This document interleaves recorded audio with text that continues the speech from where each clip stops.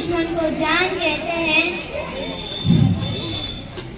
हम अपनी जान की दुश्मन को जान कहते हैं, मोहब्बत की इस मिट्टी को हिंदुस्तान कहते हैं।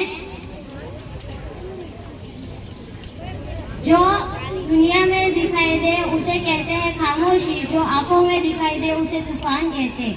आदरणीय आचार्य श्री, माननीय शिक्षकगण અને મારા પ્રિય ભાઈઓ અને બહેનો, આપ સૌને મારા નમસ્કાર। આ એ દિવસ છે કે જ્યારે જવાહરલાલ નહેરુ ભારતના વડાપ્રધાન તરીકે આપણા ભારત દેશમાં લાલ કિલ્લાના લહોઈ ગેટ પર આપણા દેશનો ઝંડો ફરકાવ્યો હતો।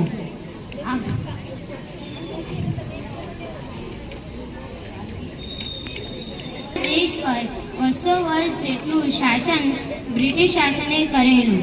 એ સમયે મહાત્મા ગાંધી, જવાહરલાલ નહેરુ, સરદાર વલ્લભભાઈ પટેલ જેવા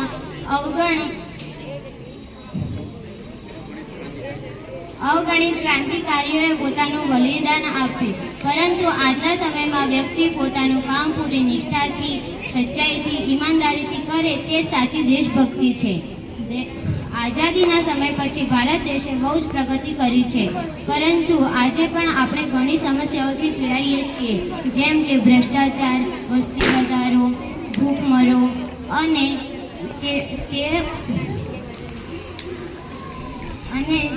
તે સમસ્યાઓનું સમાધાન લાવવા માટે આપણે બધાને સાથે મળીને કામ કરવું જોઈએ। રાષ્ટ્ર નિર્માણમાં ત્યારે શક્ય છે જ્યારે સ્ત્રીઓની પૂજાને તેમનું સન્માન કરવામાં આવે અને વ્યક્તિને જાતિથી નહીં પરંતુ ભાઈચારાની ભાવનાથી નિહાળવામાં આવે।